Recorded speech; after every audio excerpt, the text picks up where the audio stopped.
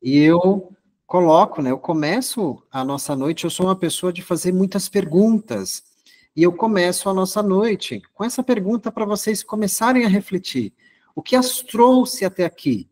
O que fez com que cada uma de vocês dedicassem o tempo de vocês aqui nessa próxima uma hora e pouco, para estarem aqui comigo e com todas essas mulheres nesse encontro da Flor da Alma, né?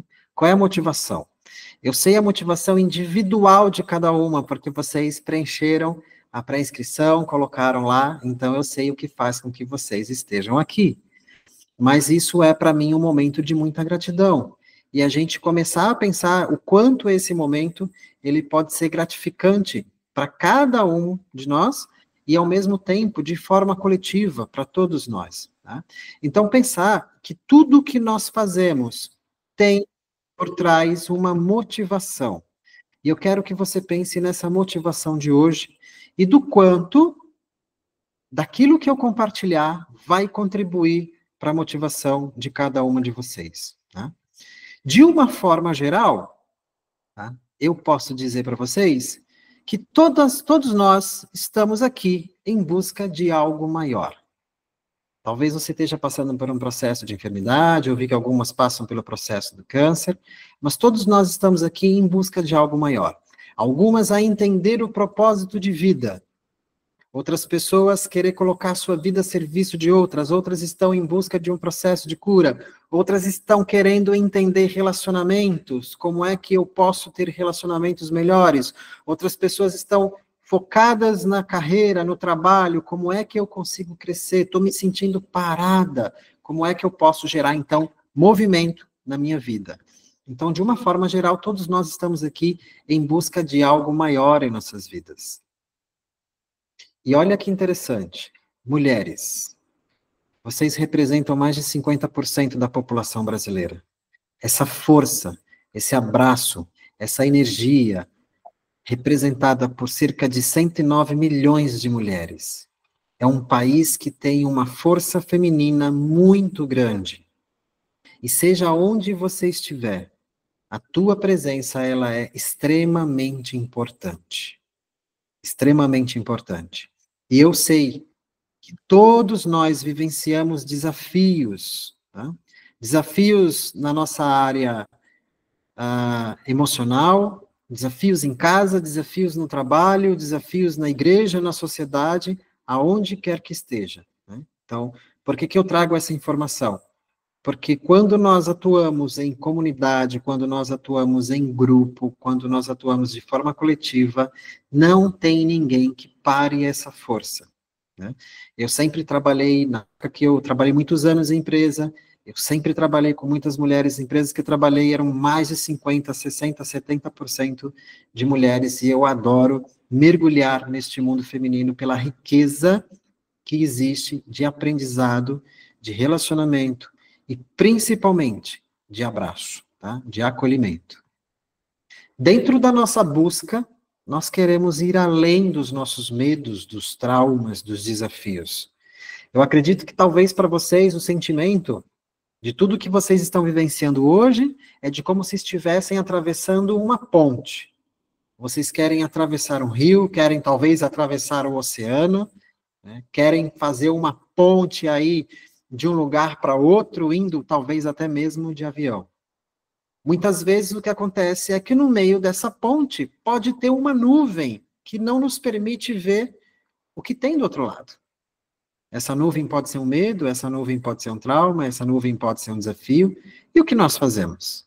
Nós voltamos para trás, nós ficamos com medo daquilo que está na nossa frente, nós estamos aprisionados talvez a coisas que nós ouvimos quando nós éramos crianças, e que isso ainda ecoa nos nossos ouvidos, ou nós vamos talvez ficar parados porque a ponte que eu estou atravessando, ela não tem onde segurar, e eu preciso ter o quê? Equilíbrio. Então, tudo que nós vamos fazer na vida vai trazer para a gente bastante desafios, né? E o medo, como eu sempre digo, gente, é um impulsionador. O medo, ele não pode ser aquele sentimento que vai fazer com que a gente fique parado, tá? Então, Todos nós passamos por medo. É um sentimento, é uma emoção muito primária. Mas nós temos, né, a capacidade, sim, de entender que esse medo, ele também é um alerta. E que vai fazer com que a gente possa atravessar essa ponte, tá? Por mais que ela balance. Tá? Os traumas, todos nós passamos por situações desde a nossa infância, né? Situações inesperadas que nos afligem, que mexem com o nosso emocional, com o nosso psique. E o que a gente vai fazer? Nós precisamos ter a nossa vida em movimento para viver esse algo maior.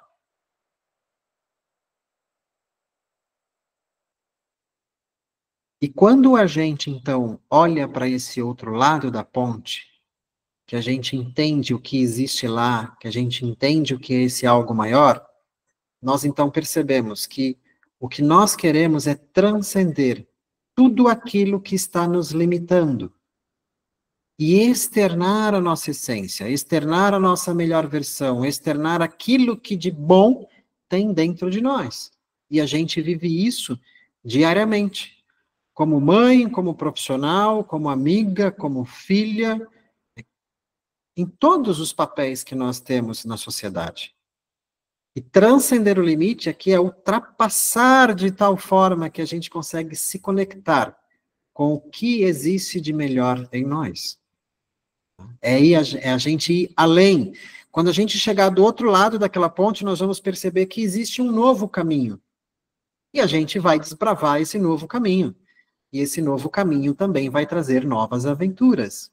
Então, muitas pessoas que já passaram por aqui comigo em alguma jornada coletiva, que passaram por tratamento individual, principalmente no tratamento do câncer, né, o câncer de mama, né, quantas vezes ali, o primeiro momento que a gente teve foi de entender que existia uma ponte para ser atravessada. E o que nós fizemos? Nós criamos uma estrutura, nós entendemos aquele caminho, nós superamos, né? Houve um transcender todos os limites, às vezes limite físico, às vezes limite dos nossos pensamentos, tá? Às vezes coisas que nós crescemos acreditando que eram impossíveis, até que a gente foi lá, experimentou e viu que, de fato, sim, era possível transcender esse limite. E quando a gente passa esses limites, a gente vai, então, experimentar o que existe de melhor em nós. E o melhor de cada um, ele é muito subjetivo, ele depende da tua realidade de vida. Mas ele é possível de se viver. E uma coisa interessante. Nós queremos que a nossa cura seja a cura de muitos. Nós olhamos para outras pessoas e elas nos motivam. Quando a gente acha que não dá para fazer alguma coisa e a gente vê alguém fazendo, a gente então se enche de coragem e a gente vai fazer também. Dentro das nossas possibilidades, do nosso jeito, mas a gente também encontra coragem nas outras pessoas. Agora, vocês já pararam para pensar o quão inspiradora é a vida de vocês para as pessoas que estão ao redor de vocês, ou talvez para as pessoas que estão bem distantes de vocês?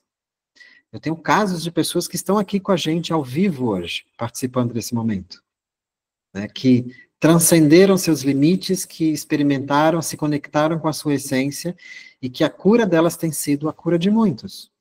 Não necessariamente um processo de câncer, não necessariamente alguma disfunção no estômago, alguma gastrite, mas os limites que a gente percebe, que a gente acredita que estão ali e que podem ser ultrapassados. E esse, eu diria que é um mantra. Eu sempre digo, a minha cura é a cura de muitos. Se eu não tivesse tratado os meus traumas, os meus medos, eu não estaria aqui com vocês hoje. E olha que ainda tem muitos desafios para serem ultrapassados, tá? Tem bastante desafio. À medida que a gente vai avançando, a gente vai se conhecendo e percebendo que muita coisa ainda pode e precisa ser feita e vai ser aprendida. Mas um fator motivacional, principalmente, que eu quero que você leve daqui essa noite, é de que o teu vencer, a tua vitória, a tua conquista, ela também se torna a conquista de muitos. Principalmente para aquele que colocou que, num futuro, quer estar ajudando outras pessoas. Então, tudo que nós vencemos, todas as nossas conquistas, todas as nossas vitórias, também são vitórias das outras pessoas. E essa nuvem de palavras aqui representa os desafios respondidos por vocês lá no questionário. Então, quanto maior a palavra, mais evidência ela tem sobre tudo aquilo que representa para esse grupo dessa noite.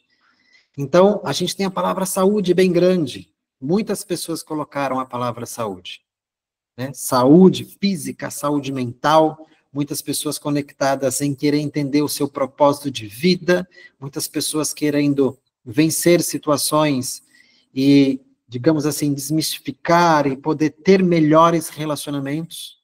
Né? Muitas pessoas também falando sobre medo, sobre o câncer, sobre a carreira, sobre o viver. Né? E desdobrando essas palavras aqui, né, o que a gente entende? Né? Olhando para o grupo que nós temos aqui essa noite, a gente consegue perceber quais são os conflitos que mais impactam vocês. Né? Ou seja, eu fiz uma série de afirmações onde vocês responderam para mim, e aí eu vou começar a trazer um pouco dessas informações aqui para vocês compreenderem o que isso representa. E o que são conflitos?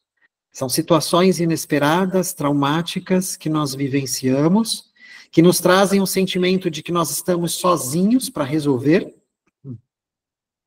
e de que talvez a gente não vai nem conseguir resolver. Mas o que eu quero dizer para vocês é o slide, há 2 slides anterior, que a cura de vocês é a cura de muitas outras mulheres. A cura de vocês é a cura de 109 milhões de mulheres no Brasil. Então aqui a gente consegue perceber o que está por trás das afirmações que vocês assinalaram lá na nossa pesquisa. Tá? Então, eu vou começar falando aqui, por exemplo, do que eu chamo de conflitos territoriais. O que é isso? Eu vivo no ambiente, seja ele casa, seja ele trabalho, ou seja eu andando na rua, tá? Vamos ler território como ambiente, aonde eu vou passar por situações que mexem com o meu emocional. Tá? E que situações são essas? Eu vivo momentaneamente, né?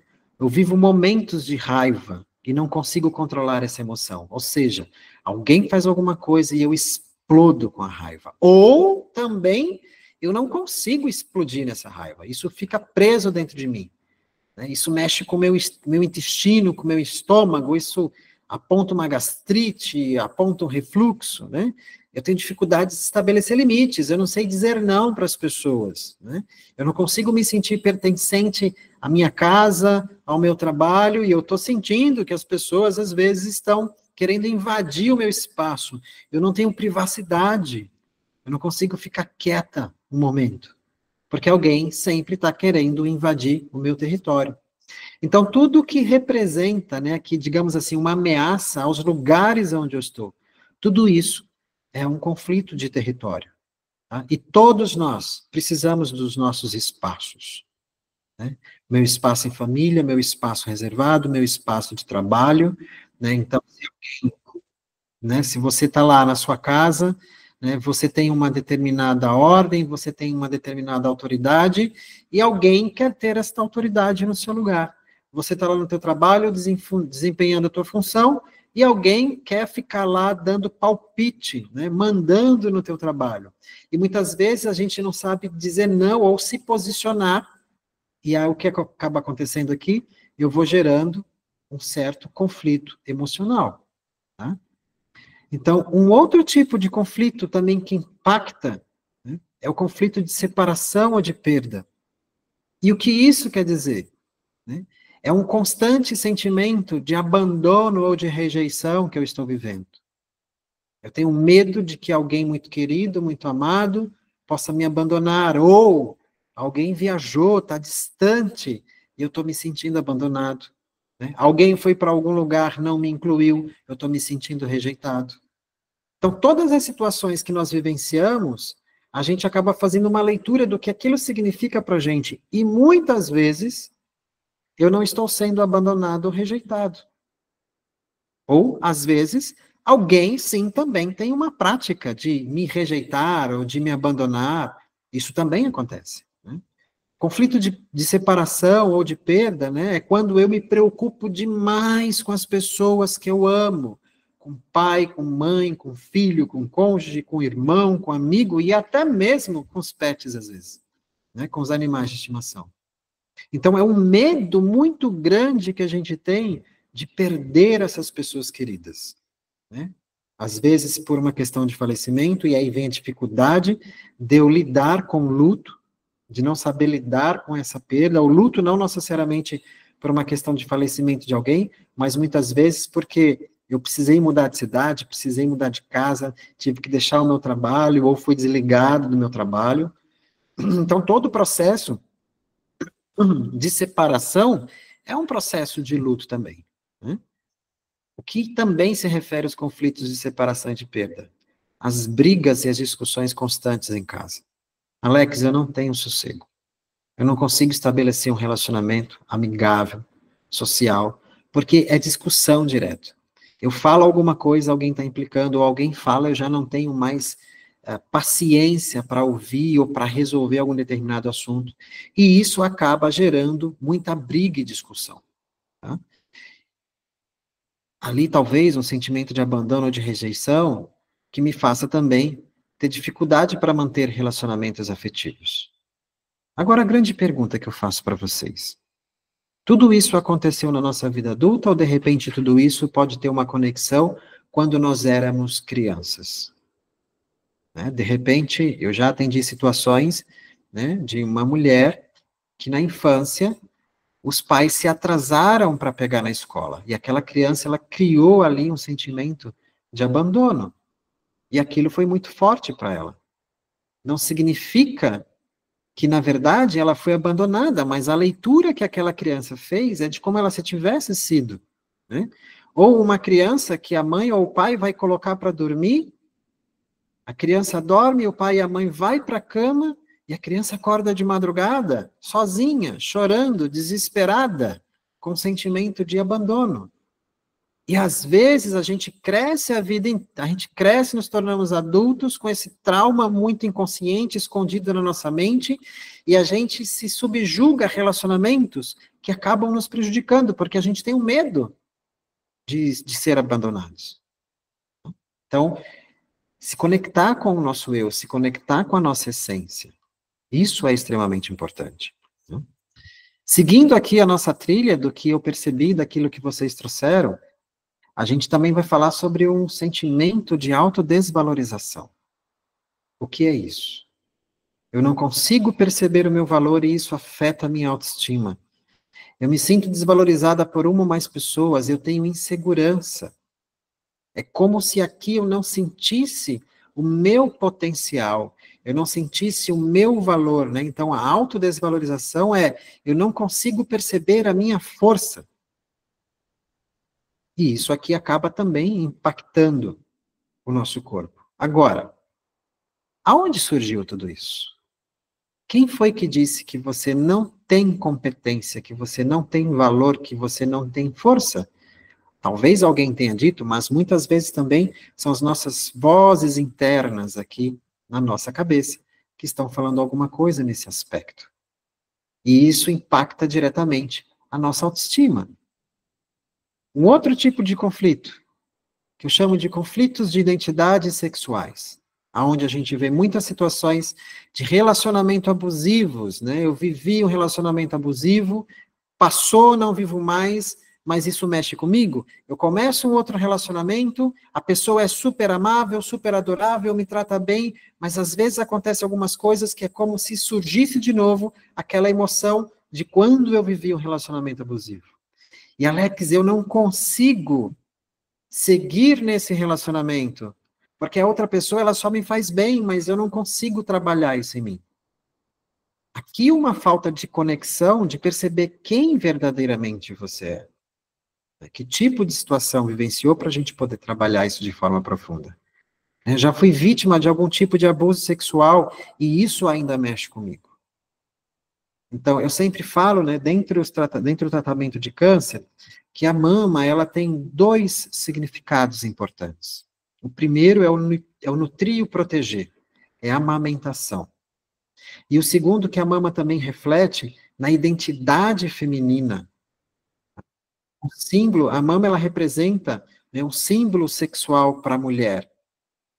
O quanto isso é importante em relação ao seu processo biológico. A gente fala de um hormônio presente na mama chamado ocitocina, que também é conhecido como hormônio do amor.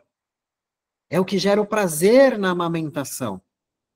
É o que gera o prazer no momento da sua intimidade com seu cônjuge, com seu parceiro. E a mama, além de eu digo que sempre é um órgão muito sagrado, também é um órgão que representa o respeito da mulher. Então, o quanto a gente vive, muitas vezes, situações que acabam impactando. Agora, olha que interessante. Tá? O quanto a gente percebe aqui, de tudo que vocês responderam, que a maioria passam por conflitos de separação. Mais da metade, um pouquinho mais da metade. O segundo tipo de conflito que impacta mais a vida de vocês, não de todas, mas de 26%, é o de autodesvalorização, é de não perceber o seu valor, de não perceber a sua potência, o seu poder, né?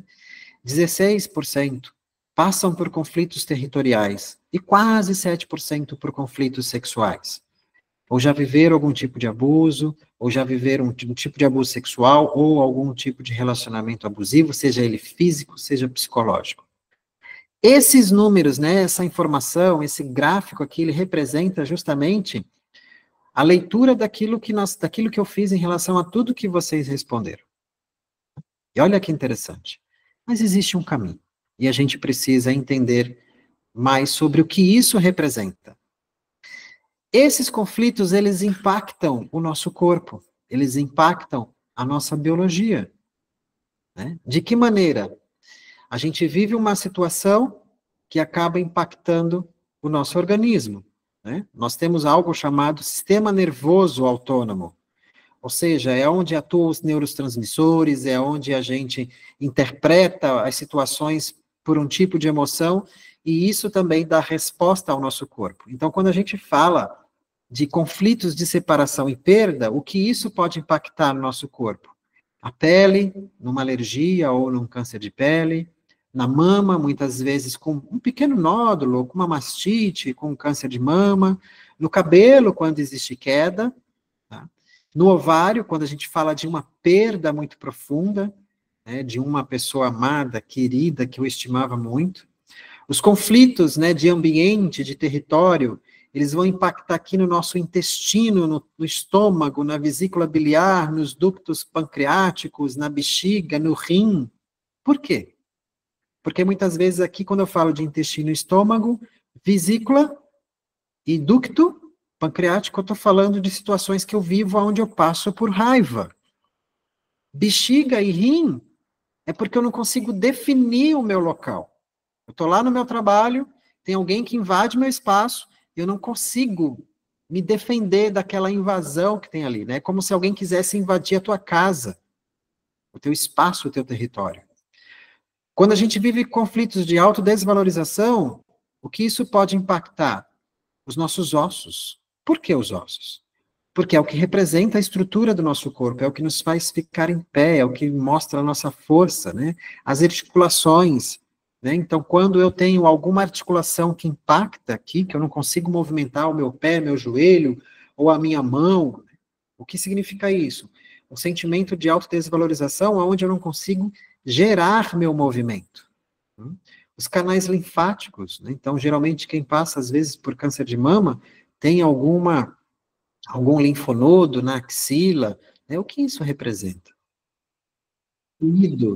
Líquido que passa pelos canais linfáticos e que, de repente, eles não estão funcionando na sua totalidade, né?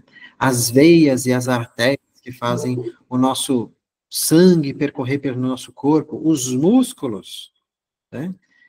Por que os músculos? Porque os músculos representam também a nossa sustentação, tá? E quando a gente fala de conflito sexual, o que geralmente impacta no nosso corpo, na biologia humana?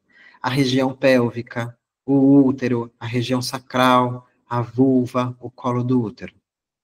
Então, eu sempre digo que percebe que o teu corpo está manifestando algo diferente, o que a gente pode fazer aqui? Prestar atenção naquilo que está acontecendo, no que nós estamos vivenciando. Tá? Então, Ah, eu estou passando aqui por uma lesão óssea, ou estou com algum problema de articulação. O que isso representa? O nosso corpo tem uma inteligência biológica muito grande. E cada ponto do nosso corpo vai representar, sim, aqui de forma específica, uma situação que nós estamos vivenciando. Entretanto, tudo isso, existe uma forma da gente poder trabalhar e resolver. Tá? E a gente não somente se deter ao que está acontecendo, né? Aos sintomas. Então, o que eu preciso fazer para tratar tudo aquilo que nós listamos que nos faz chegar a todos os tipos de conflito, né? A gente geralmente está olhando para onde? Para os sintomas. Os sintomas é o lado de cada ponte. É aquilo que eu estou vendo. É aquilo que eu estou sentindo. Agora, a pergunta: qual é a causa? O que eu não estou vendo? Então, muitas vezes a gente vai viver o nosso dia a dia, às vezes anos, né, em situações desafiadoras, com relacionamentos desafiadores, e a gente não vai ter a clareza do que aquilo representa na nossa vida. Então, não basta somente a gente perceber o que o nosso corpo está sentindo. Eu sinto uma dor de cabeça, o que eu faço? Tomo um remédio. O remédio vai resolver o problema? Ele vai aliviar a dor. Ele vai tratar o sintoma. Mas e a raiz desse sintoma? A causa disso? Como é que eu trato? Ou seja, quando eu começo a identificar e tratar, a gente está dando passos naquela ponte na direção do outro lado. E a gente vai entender o que a gente deseja. E o que de imediato nós queremos é cura. Concordam comigo? Todo mundo passa por uma situação e a gente quer a cura. Agora eu vou fazer para vocês a pergunta que eu faço para toda paciente. O que vem depois da cura? O que você vai fazer? Você está curado agora. Você vai fazer o quê? Vai cruzar os braços, vai ver TV, novela, série de Netflix, vai voltar para o trabalho, vai voltar a fazer tudo normal antes? Existe algo muito importante nisso. Quando a gente chega do outro lado da ponte, que a gente trata os traumas, que a gente vence os nossos desafios, eu sempre digo, existe um chamado a ser vivido. E aonde a tua cura, ela acaba sendo a cura de muitas pessoas. O que você tem que te ajuda? O que eu vou utilizar de recurso aqui? Então, muitas vezes eu sempre digo, uma boa conversa com uma amiga, ou com uma pessoa, com um terapeuta, ou com alguém muito próximo, alguém que tem uma capacidade de te ajudar, que isso é extremamente importante, vai te ajudar nesse processo de identificar e tratar. Eu, particularmente, quando passo por algum desafio, ou não consigo ver a solução de algo, eu tenho pessoas que eu confio, eu também tenho eu também tenho a minha terapeuta, gente. Há 5 anos, né, para todo esse trabalho, para os desafios que eu acabo vivenciando, então eu também passo por esses processos. Então, eu preciso entender o que eu tenho agora que me ajuda, ou também entender o que eu não tenho e que pode me ajudar nesse processo. Para quê? Para a gente viver o que está depois da cura. Aquilo que revela como nós desejamos estar. Então, olha para a tua vida hoje. Percebe aquilo que talvez esteja sendo conflituoso, aquilo que você não está conseguindo resolver, aquilo que de alguma forma pode mexer com você e às vezes até provocar uma desinteria. Tá? Como é que você deseja estar daqui a um ano?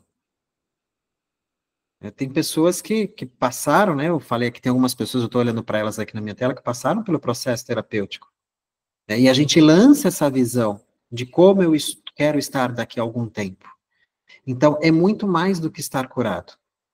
É entender que quando a gente vive um conflito de autodesvalorização, por exemplo, que a gente não sente a nossa força e a gente trata aquilo que faz com que a gente não perceba a nossa força, eu vou dar um exemplo, né?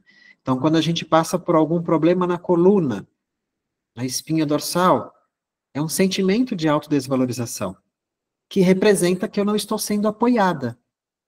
De repente, eu estou tendo apoio, mas o meu sentimento é de que eu não estou tendo apoio, ou de repente também não está tendo apoio de nada. E aí o que acontece também? Às vezes eu quero carregar o mundo todos nas minhas costas, né? Eu não sei dizer não para as pessoas, e o que eu faço? Eu carrego o sim de todo mundo, né? Eu dou sim para todo mundo e coloco tudo nas minhas costas. Me diga uma coisa, se você levar 1 quilo de arroz nas costas, vai pesar? Carrega 1 quilo no ombro, por 2 quilômetros andando a pé. Agora, se você for andar somente por 1 metro e colocar um saco de 25 quilos de cimento nas costas, vai pesar, não vai? Às vezes é isso que a gente está fazendo. A gente está pegando os assuntos das outras pessoas, os problemas das outras pessoas e colocando nas costas porque a gente não sabe dizer não. E as costas vai responder. Né? E as costas vai responder. Entendem? Essas 5 perguntas já é para dar luz para vocês. Né? Sintoma é aquilo que a gente vê, mas a gente precisa entender aquilo que a gente não está vendo que é a causa. Entender o que a gente deseja quando a gente passa pelo tratamento. É o que está além da cura, é o como eu desejo estar. Então, seja, o que eu vou fazer agora que eu estou curada. Tá? Então, de repente, você vai se dedicar mais para o seu trabalho, você vai ter uma visão diferente sobre a tua família, talvez você esteja vivendo um relacionamento e que a outra parte não muda comportamento. Você vai mudar o comportamento da outra pessoa? Nós conseguimos mudar o comportamento das outras pessoas?